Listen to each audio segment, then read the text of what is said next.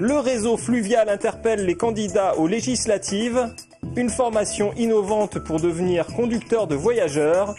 Des jeunes collégiens imaginent les modes de déplacement aérien du futur. De l'or pour Alexiane Castel, premier grand titre pour la nageuse des dauphins du TOEC qui a remporté hier au championnat d'Europe en Hongrie le 200 mètres d'eau en 2 minutes 8 secondes et 41 centièmes. Pendant 30 ans, l'immobilisme a été de mise. Aucune grande opération n'a vu le jour. Dixit Pierre Cohen dans le numéro d'avril de À Toulouse. Il n'en fallait pas plus pour énerver la droite locale. Conférence de presse, chiffres et dossiers à l'appui, le groupe Toulouse pour tous montre son bilan. La protection de Toulouse contre les inondations, c'est eux. La mise en valeur des bâtiments historiques, les équipements sportifs, les équipements économiques, les équipements de l'enseignement supérieur, c'est eux, sans oublier les équipements culturels et les transports. Le métro, c'est quand même pas lui. La ligne A, c'est pas lui. La ligne B, c'est pas lui. La ligne qui va à Blagnac, c'est pas lui. La ligne qui va aller à l'aéroport, c'est pas lui. Lui, la seule chose, c'est la ligne G, que moi, je ne conteste pas. Il aurait dû dire, bon, je fais une ligne G, mais cette ligne G ira plus tard jusqu'à Montauban, il y aura une intersection sur le bord du canal, etc. Pour le moment, c'est un rikiki de voie. Alors, si c'est un début de quelque chose, ok, mais si c'est uniquement pour faire ça, non. Un seul mea culpa pour l'opposition, ne pas avoir su anticiper l'engouement pour Toulouse avec 15 000 nouveaux habitants par an dans l'agglomération. Les prochaines élections municipales sont en 2014, mais semble-t-il, l'opposition toulousaine se met déjà en ordre de bataille. Pierre Cohen peut être battu, même sera battu, s'il ne règle pas le problème de la sécurité de la ville. Poser une caméra de vidéosurveillance, c'est pratiquement lui arracher le cœur. Il peut être battu sur les transports. C'est des points clés. Reste un autre point clé et néanmoins majeur, les droites toulousaines vont-elles s'entendre pour n'avoir qu'une liste pour 2014 ? Le réseau fluvial toulousain profite de la campagne des législatives pour faire entendre sa voix. Ce réseau social qui réunit professionnels, usagers et amoureux des voies d'eau a donc adressé cette question à tous les candidats du département. Attends, des élus, c'est qu'effectivement ils réfléchissent et qu'ils remettent en place, je dirais, de véritables règles qui nous permettent à nous d'avancer. Quand on pose le problème qu'il faut que le canal du Midi réintègre le réseau principal, ne reste pas dans le réseau secondaire, c'est important, notamment par rapport aux frais fluvial, et par rapport à la Garonne, c'est tout le débat sur le RPPN qui date de 96 et qui fait qu'à 1 mètre, on ne peut plus naviguer. Le RPPN étant le réseau principal de police de la navigation. Les questions posées abordent des problématiques très précises de la voie d'eau et de ses dépendances. Il s'agit d'attirer l'attention sur une situation un peu imbrogliesque en matière de voies de navigation intérieure. Parce que, pour prendre l'exemple de Toulouse, la Garonne relève pour partie de l'État, pour partie de la ville de Toulouse, alors que le canal des Deux Mers relève de voies navigables de France. 3 intervenants pour des petits tronçons de voies d'eau, ça fait beaucoup et c'est difficile de dégager une cohérence. Le réseau fluvial toulousain espère donc voir revaloriser les voies d'eau. Il estime qu'elles ne sont pas considérées à la hauteur des voies routières, et ce, en dépit de leurs arguments écologiques, notamment pour les transports publics. Cogeser, filiale du groupe Aurus, devrait, selon toute vraisemblance, reprendre Datalis. La société de marketing direct et de routage toulousaine a été placée en liquidation judiciaire en novembre 2011.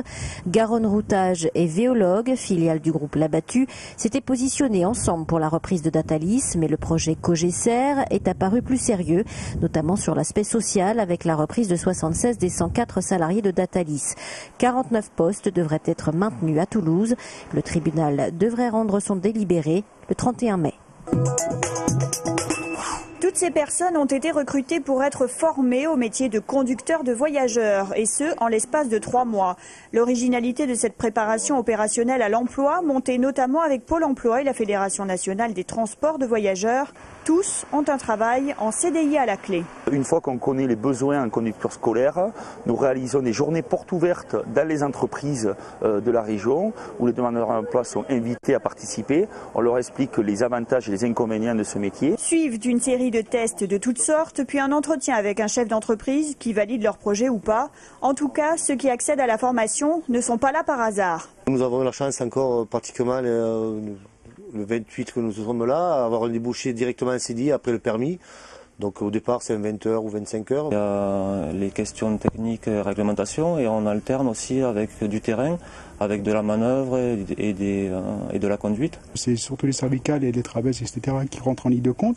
Et bon, avec les sièges ergonomiques aujourd'hui, permet aux personnes handicapées éventuellement de pouvoir conduire sans être fatiguées. En 2011, 77 personnes ont obtenu leur titre professionnel, dont 9 sont travailleurs handicapés. Un an après, 73 sont toujours en CDI. Autre indication sur ces temps partiels, 18% des conducteurs ont plus de 60 ans. L'imagination aux commandes au lycée Riquet de Saint-Orens de Gameville. À l'initiative de la fondation EADS, 3 classes de collège de Castanet, Verfeuille et Toulouse ont planché toute l'année pour imaginer ce que pourrait être le transport aérien ou spatial du futur. Là, on voit les différents compartiments, comme les cabines où on peut l'endormir, les appartements en gros. Que cela soit une ville volante comme ici ou un véhicule solaire à finalité humanitaire, l'objectif n'est pas que ces prototypes volent un jour, mais plutôt d'initier ces collégiens à la conduite d'un projet. L'apport, c'est tout simplement essayer de motiver les élèves à choisir des carrières scientifiques et technologiques, que ce soit en pré-bac comme en post-bac, pour finir dans les principales écoles d'ingénieurs qui pourvoient aux emplois du futur. 2 des 3 projets sont excellents et je pense qu'au niveau national, ces 2 projets devraient se positionner sur le podium. Car la finalité de cette présentation est de sélectionner la classe qui se rendra en juin prochain à Paris pour la grande finale du concours.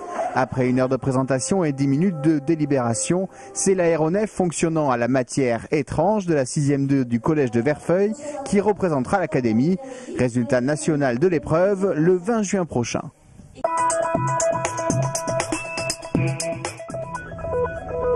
Quatre militants de la cause végétarienne ont simulé cet après-midi une vente de viande humaine en barquette.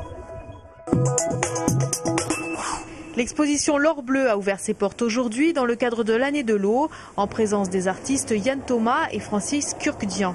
Ça s'appelle L'Or Bleu, c'est une eau parfumée à boire.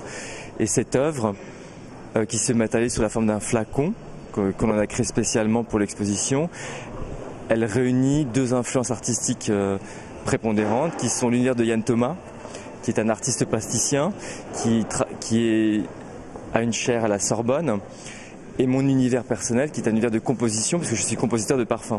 Mais ce parfum haut en couleurs n'est pas le seul projet présenté dans cette exposition. On peut également y trouver un court-métrage expérimental et des installations atypiques évoquant l'élaboration des parfums. L'eau est vue comme la prochaine richesse de l'humanité et que cette exposition, elle est là aussi pour sensibiliser les gens à l'importance de l'eau, à la protection qu'on doit accorder à l'eau. Vous pourrez retrouver cette exposition jusqu'au 9 septembre à l'espace EDF Bazac. Le printemps de septembre 2012 a pour thème cette année « L'histoire est à moi ». Placé sous la direction artistique de Paul Ardenne, historien et critique d'art, une quarantaine d'artistes contemporains vont s'approprier l'histoire à leur façon. D'interroger la façon dont les artistes s'approprient l'histoire aujourd'hui pour construire leur œuvre. Alors comment se l'approprient-ils? Sous forme de citation, sous forme de mise en scène d'eux-mêmes, d'incarnation en quelque sorte dans leur propre corps de l'histoire, comment ils la rejouent, comment ils la miment, bref, toutes les formes d'action, d'intervention artistique selon lesquelles on peut se tenter de s'approprier l'histoire et de donner sa lecture de l'histoire, qu'elle soit ancienne ou contemporaine. Ce festival de création contemporaine va se dérouler du 28 septembre au 21 octobre 2012 dans les sites habituels de la Ville Rose, à l'exception des Jacobins, fermés pour travaux.